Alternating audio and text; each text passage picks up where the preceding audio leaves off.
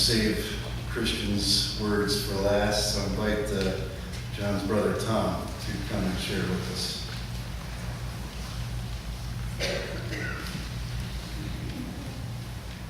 Thank you.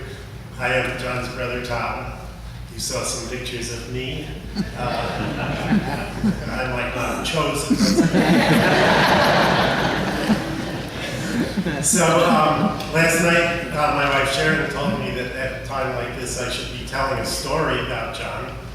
And so we talked for a minute and we thought of a couple of good stories. And then we decided they weren't that appropriate for television. So I just want to say how I remember John. So we grew up together. We were brothers. We played together. There were just us two brothers. And to me, he was just my brother. There he was. He wasn't a special brother. He was just my brother. And he got older, and he married Peggy, and Chris came along, and I didn't see him quite as frequently, but as time went on, I realized that he wasn't just a brother. He was really a very special person. And I was thinking that I would characterize John as gracious and wise. And how did it happen? It's a mystery to me. How he became such a gracious, wise person who brought so much to my life and my family's life, and I am sure to your life as well.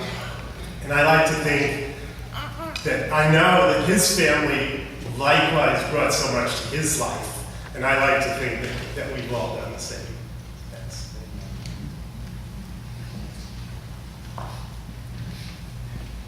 John's nephew, Dan.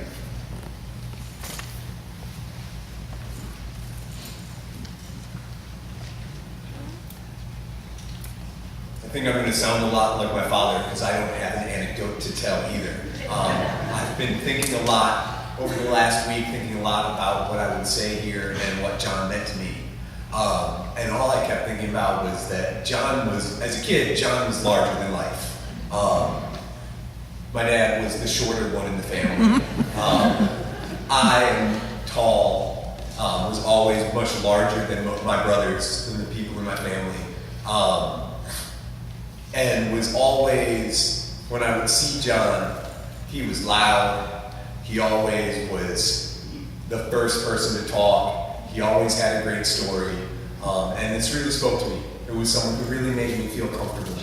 And he loved food, and I've always loved food. I remember eating lots of funnel cakes with him at Knoebels as a kid, and that's one of my fondest memories. But I really, as I've gotten older, and been able to interact with John as an adult, and some of the wonder of, wow, this guy is awesome. He's always having fun. He likes to jump in the pool. He's always ready to go. He's like a kid himself.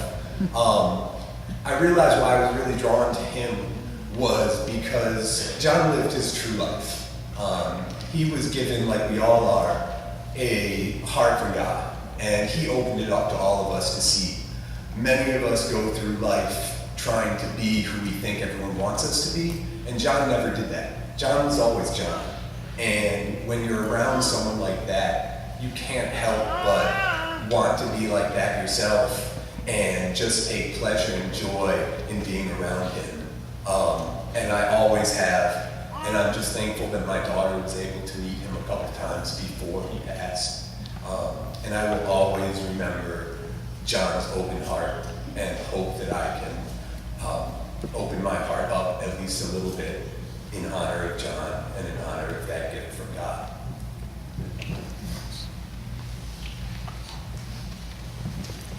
John's nephew, Micah.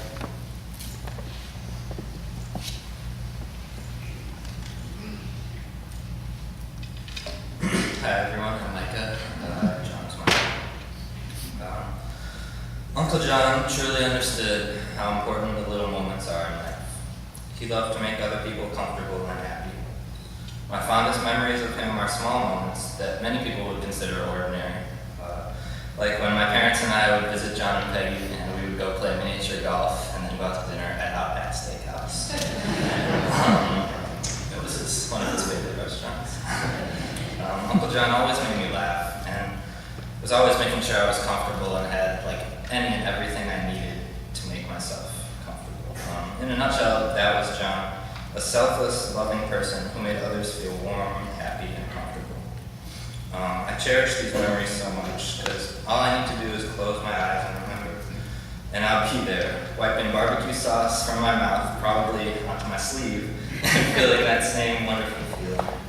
And even though now those memories will also remind me of how he's passed away, I'll always remember his voice and that feeling that he created.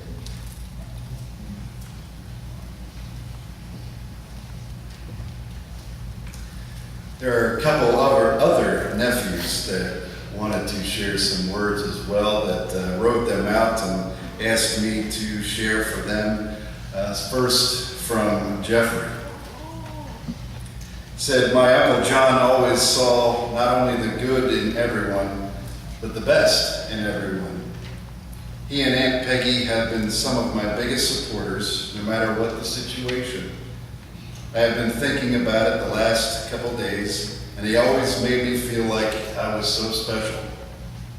And now that I look back, I'm sure he had that effect on everyone he had contact with. I feel like I've lost one of my most trusted advisors and the person who always championed me in everything that I did. As his retirement neared, we were constantly joking with the idea of going into business together, and I always thought what a great partner he would be. I wish it would have come to fruition, not for the success or financial gain, but to spend even more time with one of the purest-hearted and most consistent people I've ever known. He was truly one of a kind, a real character in the best sense of the word. He always greeted everyone with an infectious smile, a warm hug, and many inspiring words of encouragement.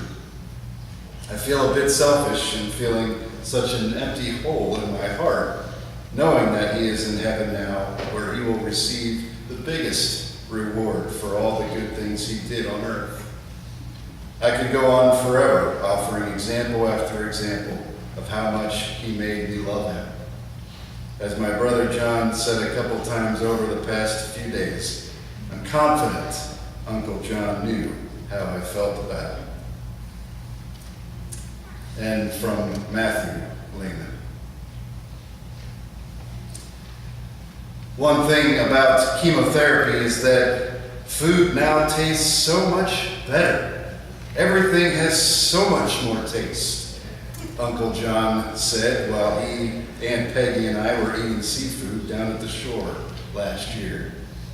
He was feeling so well, and the comment reflected the great day we had had. I kept coming back to this moment later, though, because it is such a poignant reminder to me to really embrace the small, everyday experiences in our lives. These small pleasures can somehow balance out against any large obstacles we may face. Christian, welcome.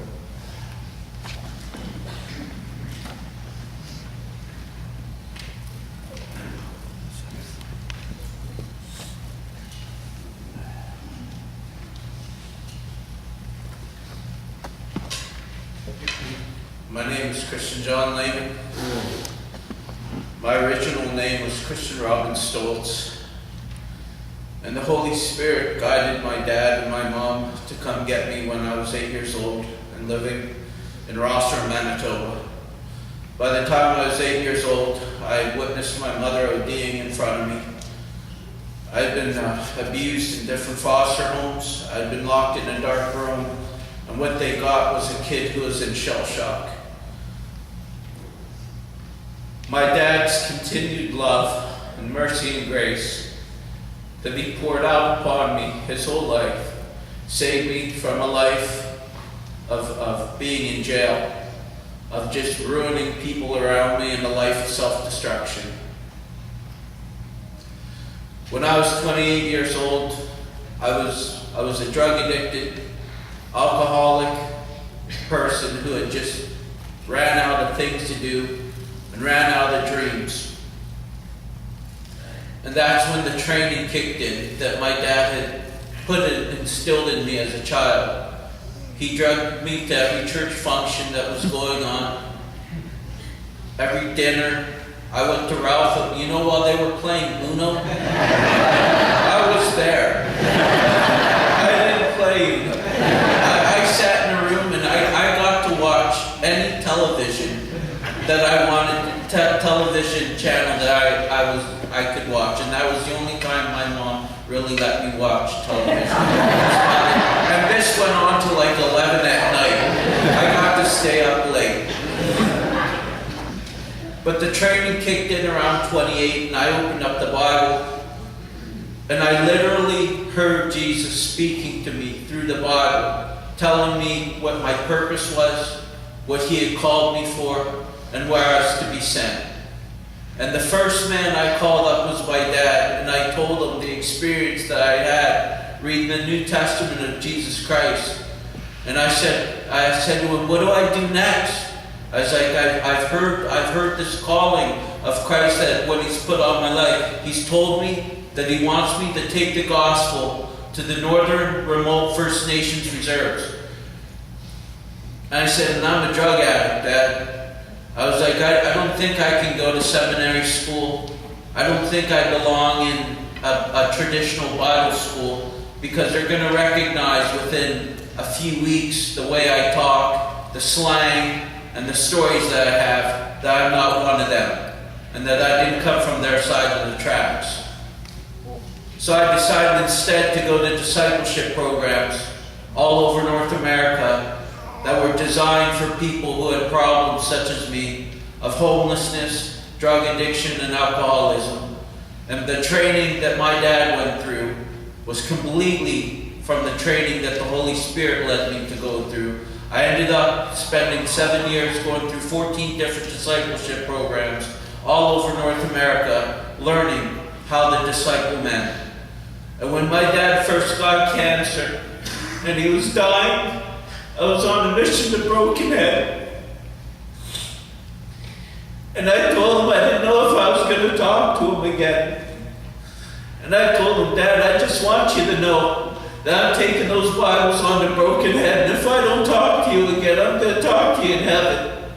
Because this Bible, what he taught me when I was growing up, I was at Cross Keys.